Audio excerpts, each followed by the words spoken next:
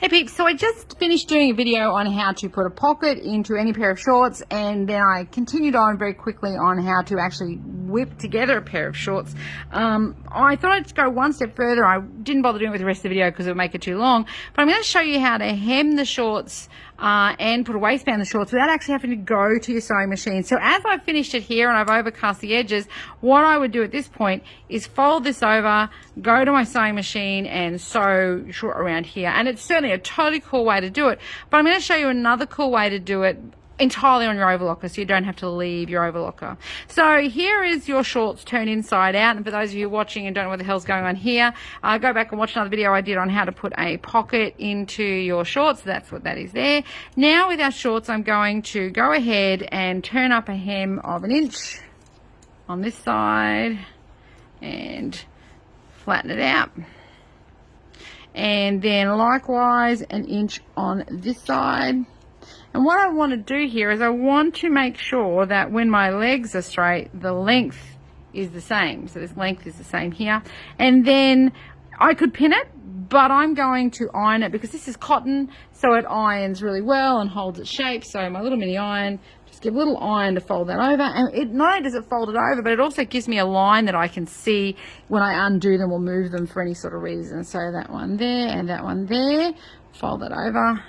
Give it an iron, and then I'm going to do the same thing with the waistband. So I'm going to push that hot iron that burns my fingers out of the way and go to the waistband, and I'm going to do the same thing. I'm going to fold down. If I was putting elastic in this, I'd be mindful of how wide the elastic would actually be. I'm going to do kids elastic, which is 3/4 of an inch, so it's not so big. But if this is grown-up pants, you have to make sure that the casing here is about 1/4 or 1/2 inch bigger than the elastic that you've got. I'm going to fold this over like so, and you'll notice with my overlock seam here, I'm just going to switch it back on itself, so when I fold it, it's not too thick and bulky.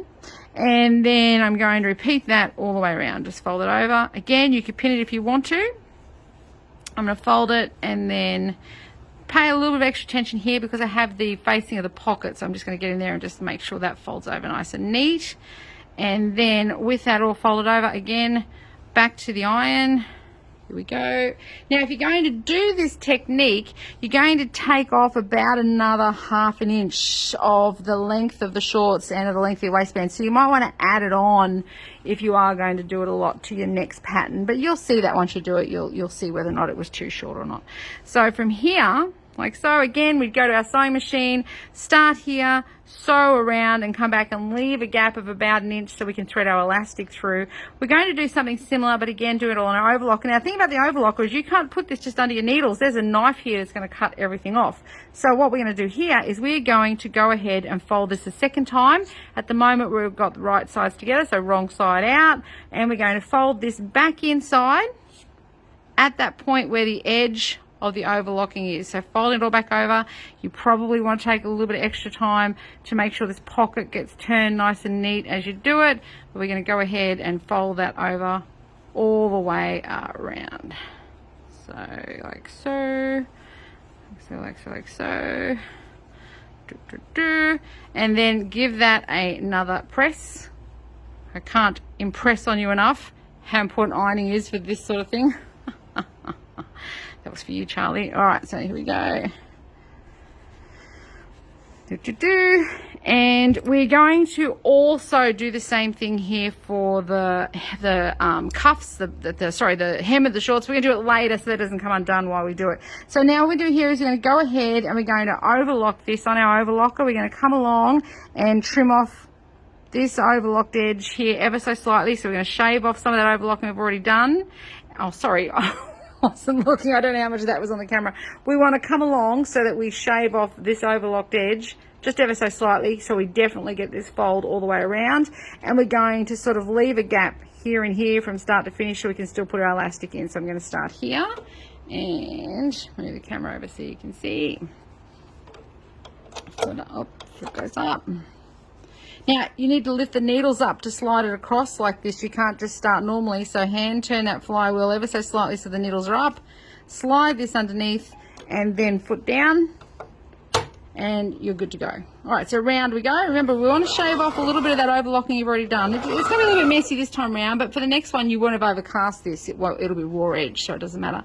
So around we go, making sure we always shave off a little bit, right round. And remember, when you come to a bump, stop before the bump, not at the bump, so you can jump over it like a stunt driver. Over the bump, through we go.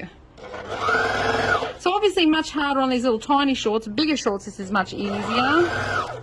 I do love kids sewing though, because you can make a whole pair of pants in like 15 minutes. So thicker stuff here because you're going through all the layers of that pocket. So just paying attention, and you know, maybe put a size 14 needle in if you've been sewing light stuff before this.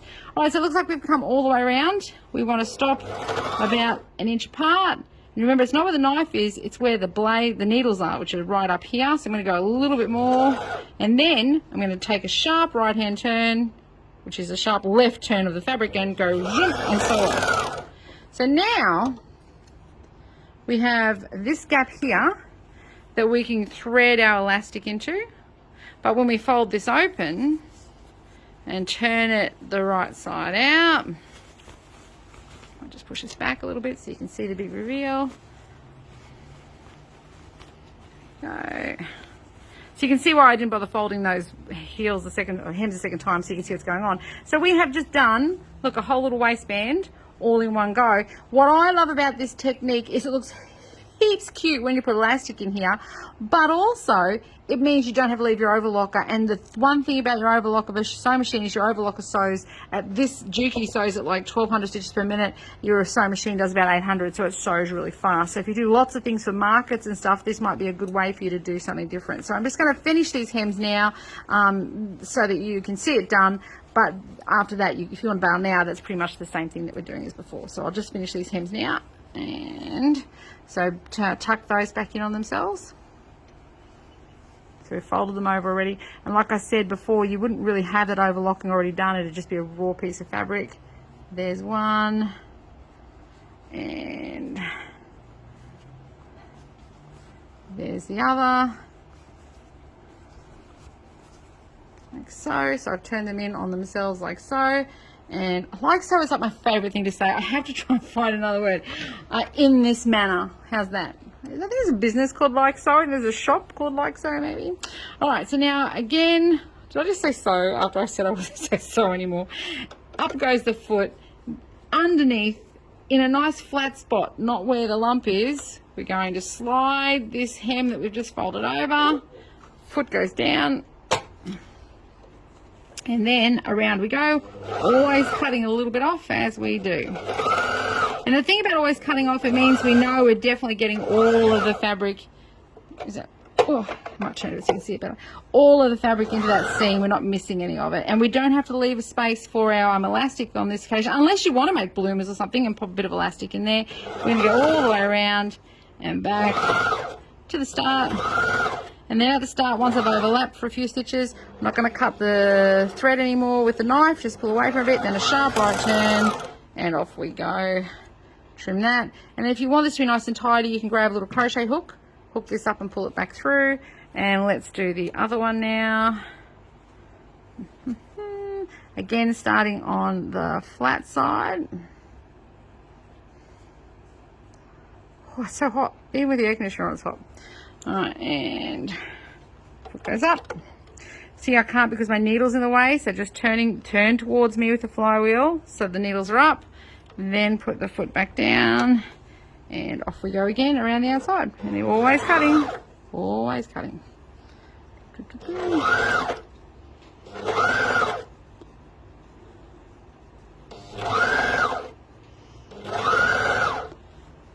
I know I bang on about it, but I love this Juki Overlocker. It's so smooth. There's no rattle or vibration. It's just lovely.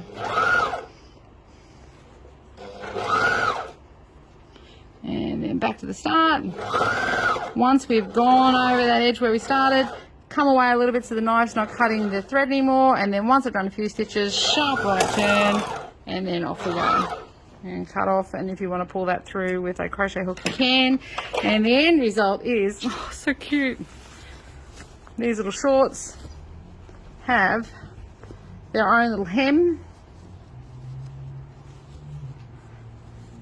and their waistband, and the whole pair of shorts has been done boop to boop on the overlocker. I love it.